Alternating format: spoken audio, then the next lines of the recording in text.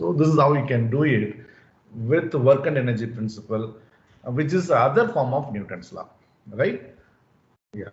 And the second question can be understood by looking at the same sigma F is equal to MA, wherein now I'm going to replace this A by dV by dt. M dV by dt is what is sigma F.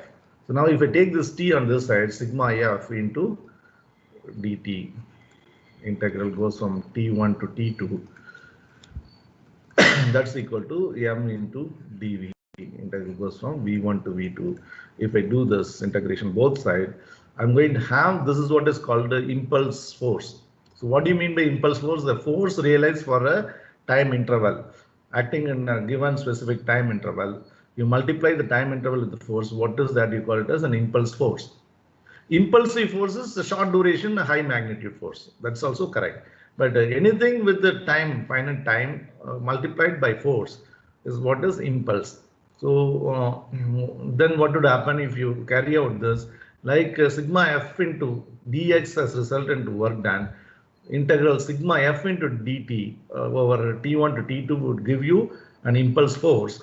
So this side it would be integral T1 to T2 sigma F dt, that's equal to mv2 minus mv1, where mass into velocity is called momentum, what's called a linear momentum, and linear momentum at position 1 plus the total impulse acting on the system, that's what is equal to linear momentum at position 2. So if I write this again, mv1 bringing on this side, integral sigma F dt, that's equal to mv2. So this is of course T1 to T2. Then I call this form of equation as linear impulse and momentum equation. Linear impulse and momentum equation. Linear impulse and momentum equation. So this can be applied to find out what is my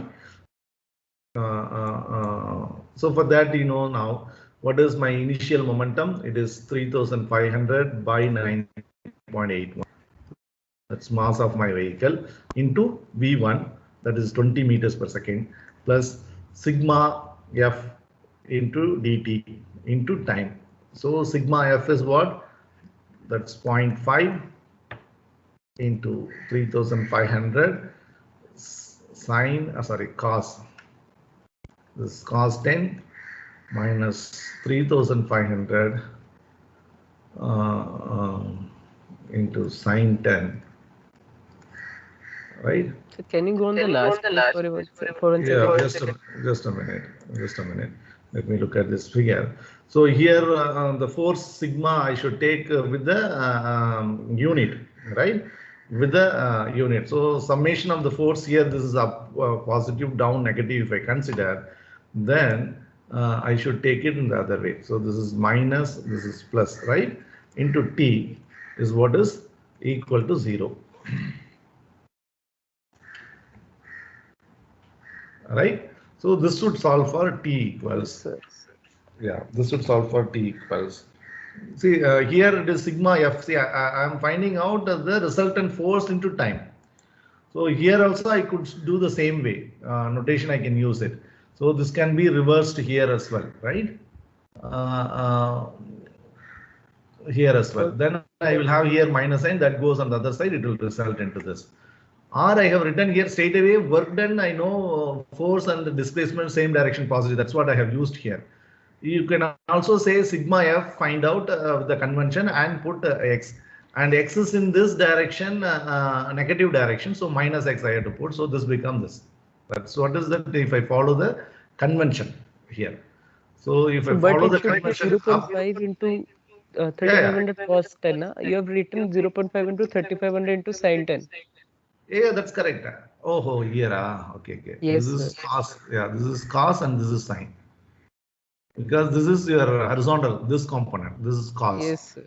And this is sine. And if we follow the sine convention here, what is important that is, if I make my force here positive up, So this is positive and this is negative, and this x here would be displacement in this negative direction, so minus, that I should put it, right? You have worked out what is this value? Do you have a calculator? Just work out and tell me. That is my calculator. Just work out and tell me.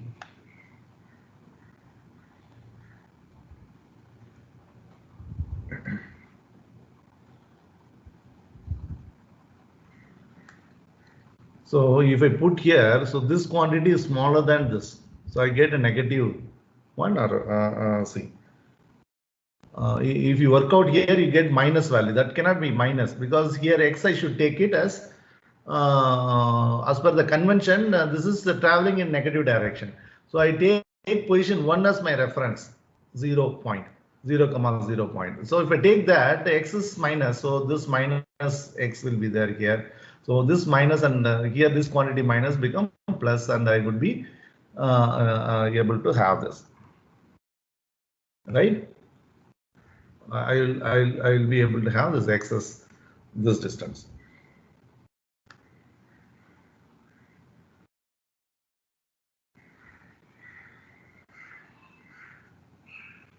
Right? Yeah.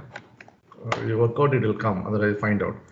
So now when I solve this, I'll have my t value that's equal to 6.396 seconds. Yeah.